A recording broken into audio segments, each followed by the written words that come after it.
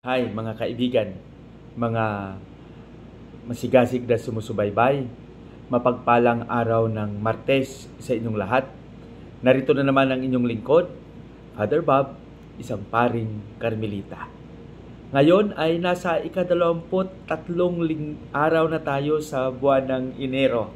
Tuloy-tuloy lang tayo sa ating mga pagninilay at magpapasalamat sa Panginoon sa lahat ng mga kabutihan na ating natanggap sa Kanya.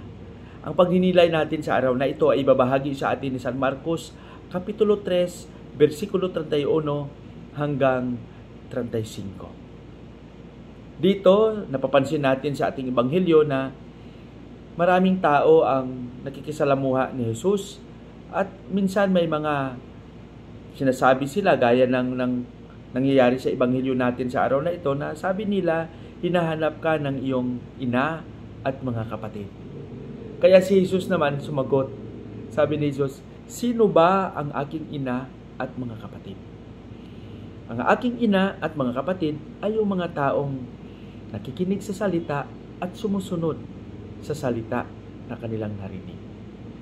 Mga kapatid, ito yung magandang pagnilayan natin sa araw na ito. Na sana lahat ng ating mga narinig na mga mabubuti ay isabuhay natin, ibahagi natin sa ating kapwa. Hindi lang na maging magaling tayo sa salita, ngunit ang ating gawa ay napakalayo dito. Kailangan ang salita at ang kilos ay sumabay. Hindi pwede itong paghiwalayin. Lalong-lalo na tayo ay Kristiyano, tayo ay binyagan, mas malaki ang hamon sa atin. Lahat ay nakatingin sa atin, lahat ay nakatitig sa atin. Ng ating pagiging Kristiyano ay kailangang isabuhay ito. Maging saksi tayo. Yung simpleng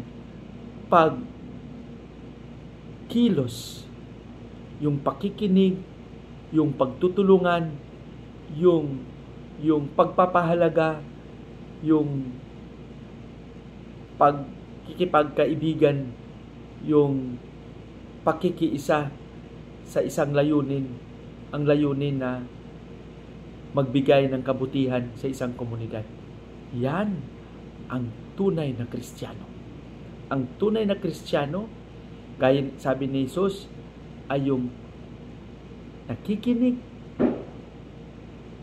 ng mabuting balita at nagsasabuhay nito. Sana maging saksi tayo. Tayo mismo ay maging modelo at magpapatunay dito. Pagpalain nawa tayo ng Panginoon sa ating panalangin. Panginoong Hesus, turuan mo kaming maging tunay na saksi at tapat sa aming tungkulin. Amen.